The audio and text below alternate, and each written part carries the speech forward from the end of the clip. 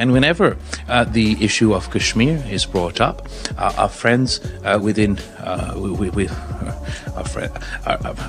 our neighboring countries, and they perpetuate a post-fact narrative where they try to claim that this is not a dispute for the United Nations. Bilawal Bhutto ने जो कि Islamophobia पर बड़ी एक तकरीर की है यूएन में, और वो तो आप जानते ही, उन्होंने कहा कि ये इस्लाम के खिलाफ साजिश हो रही है, मुसलमानों के खिलाफ सब मिलके जो एक फाशिज्म है जो इस वक्त फैल रहा है, जो पॉलिसीज बन रही हैं और बड़ी साजिश हो रही है। देख लें आप, भारत में वो जो आपको चीफ जस्टिस को बुलाया वहां पे वो नहीं गए हैं, वहां पे वो मुनीब अख्तर साहब जस्टिस हैं, वो वर्चुअल करेंगे, और उसके बाद फॉरेन मिनिस्टर साहब है वो पाकिस्तान जाते ही नहीं है। वो हमेशा जब भी मैं लौट के देखता हूँ तो या न्यूयॉर्क ही होते हैं वो। अभी भी ये है कि इंडिया को परमानेंट मेंबर बनाया जाए सिक्योरिटी काउंसिल का, और इसके साथ जर्मनी, ब्राजील और जापान की भी बात हो रही है। और अब सुनने में ये भी आया है कि भारत रशिया को एम्यूनिशन भी प्रोवाइड सप्लाई कर रहा है, क्योंकि इस वक्त एम्यूनिशन की यूक्रेन के पास भी बहुत कमी है और रशिया के पास भी बहुत कमी है।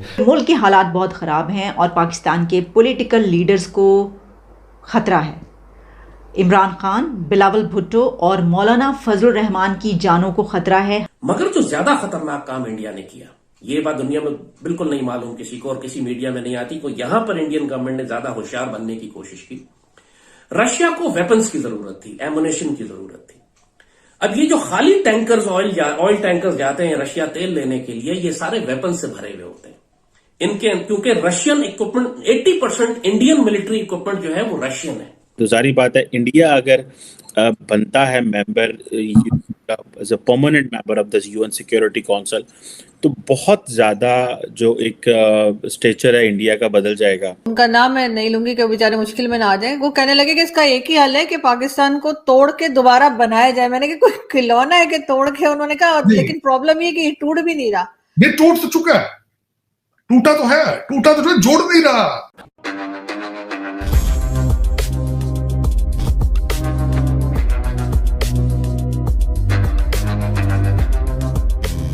नमस्कार दोस्तों, आज यूनाइटेड नेशन जनरल असेंबली में एक बहुत ही विचित्र घटना हम सबके सामने आई है, जहां पाकिस्तान के फॉरेन मिनिस्टर बिलावल भुट्टो हमेशा की तरह यूएन में अपना कटोरा लेकर कश्मीर का राग अलाप रहे थे। लेकिन दोस्तों, पाकिस्तान को भारत का माला जपते जपते इतना ज्यादा आदत हो गया है कि भारत को अपना दोस्त पुकारने लगे। लेकिन दोस्तों, बिलावल भुट्टो को याद आया, बिलावल भुट्टो जिस तरह से मोदी जी के खिलाफ कई सारे अपशब्द यूएन में इस्तेमाल किए थे, और इसके साथ साथ बिलावल भुट्टो को याद आया मोदी जी के खिलाफ किस तरह से पाकिस्तानी जनता नफरत बना के रखी हुई है, और बिलावल भुट्टो को कुछ महीनों में उनके सामने ही जा करके वोट के लिए भीख मांगना पड़ेगा। तो दोस्तों, फिर उन्होंने थोड़ा सा हिचकते हुए भारत को अपना पड़ोसी मुल्क कहने लगे। दोस्तों, ये दर्शाता है पाकिस्तान भारत से कितना ज्यादा ऑब्सेस्ड है। जहां उन्हें आंख बंद करे तो भारत दिखाई देता है, और वे सपने में भी मोदी जी की पूजा करते हैं। तो चलिए दोस्तों, इसी पर आगे पाकिस्तानी मीडिया का रिएक्शन देखते हैं। जहां बात आती है कश्मीर की, वहां पाकिस्तान और हिंदुस्तान छिड़ जाते हैं एक दूसरे से। तो क्या यूएन कभी इस मसले को, हम यूएन को देखते हुए रिजॉल्व कर पाएंगे? देखिए महवेश, यूएन का आपने जिक्र किया है, तो आपके यहाँ करीब करीब सारे लोग, चाहे वो सरकार में हो चाहे आम पब्लिक हो, वो सब कहती हैं कि जी यूएन के हिसाब से होना चाहिए, कश्मीर को बिल्कुल उसके हिसाब से चीजों को ठीक करना चाहिए, ऐसा करना चाहिए। लेकिन मुझे बड़ा अफसोस होता है कि किसी ने यूएन के उन रेजोल्यूशंस को पढ़ा नहीं जो कश्मीर पर यूएन ने दिया है। तो मैं अक्सर अपने वीडियोज में ये बात बताता रहता हूँ कि भाई जाके कम से कम वो रेजोल्यूशंस को पढ़िए तो सही कि उसमें लिखा क्या है। आपको पता है कि कश्मीर का मसला हल होने में सबसे बड़ी जो बाधा है वो पाकिस्तान खुद है। यूएन का रेजोल्यूशन कहता है कि आपको वहां से अपनी फौज हटानी पड़ेगी, जिसे आप आजाद कश्मीर कहते हो, जिसे हम पीओजेके कहते हैं, वहां से आपको अपनी फौज का एक एक बंदा हटाना पड़ेगा। पहली शर्त है यूएन की। और वो क्यों हटाना पड़ेगा? क्योंकि वो नॉन कश्मीरी हैं। तो वहां पे सिर्फ फौज ही नहीं, जितने भी नॉन कश्मीरी हैं उन सबको हटाना पड़ेगा। यूएन की सेकंड जो शर्त है वो कहती है कि जब ये पहली शर्त पाकिस्तान मान लेगा, तब इंडिया के लिए शर्त ये है कि आप वहां से अपनी फौज कम करेंगे। ध्यान दीजिएगा, कम करेंगे, हटाएंगे नहीं। क्योंकि यूएन में लिखा है कि एज ए पाकिस्तान आपको इन्वेडर कहा गया है वहां पे, कि हमला आपकी तरफ से हुआ है। इंडिया ने डिफेंस में किया, वो भी महाराजा हरि सिंह से विलय कराने के बाद। उसके पहले तक नहीं गए वो, जब तक वो जम्मू कश्मीर इंडिया का हिस्सा नहीं था।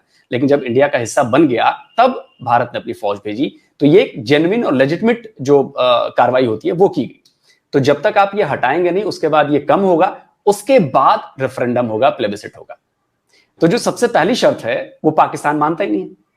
तो जो सबसे बड़ा रोड़ा अटकाया है अगर किसी ने, तो वो पाकिस्तान ने अटकाया है। अगर आप यूएन रेजोल्यूशंस की बात करते हो तो प्लीज, मैं भी कहता हूं कि प्लीज आप उनको पढ़िए और उनके हिसाब से चलिए। आप करेंगे तो हम भी करेंगे। सर, मैंने बहुत से कश्मीरियों से, हिंदुस्तान की तरफ जानब जो कश्मीरी हैं, उनसे इस बात पे इंटरव्यूज लिए, उनकी राय भी जानी। उनका ये कहना था कि वो वहाँ पे बहुत खुशी से रह रहे हैं, वो कभी नहीं जुड़ना चाहते पाकिस्तान के साथ, मगर पाकिस्तानी हमेशा से बज़िद है उनको जोड़ने। क्या वजह? अच्छा देखिए, इसका एक बड़ा अच्छा जवाब देता हूं मैं आपको। अभी कई सारे आपके पाकिस्तान के जो यूट्यूबर हैं ना, पब्लिक रिएक्शन वाले, वो आजकल उसी आजाद कश्मीर में गए हुए हैं, जिसे हम पाकिस्तानी ऑक्युपाइड जम्मू कश्मीर कहते हैं। वहां पे लोगों से बात कर रहे हैं।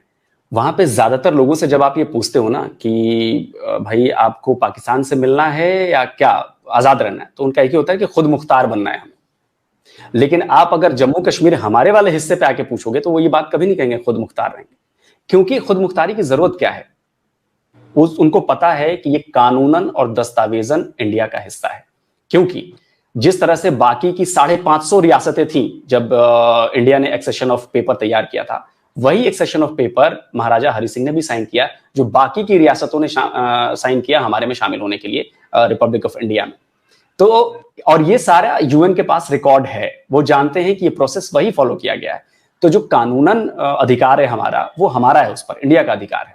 अच्छा, अब इसमें कई लोग कहते हैं कि जी वहां पे मुस्लिमों की संख्या ज्यादा थी तो इधर जाना चाहिए था, उधर जाना चाहिए। देखिए, ये सब फालतू की बातें हैं, कागज जिनके पास है।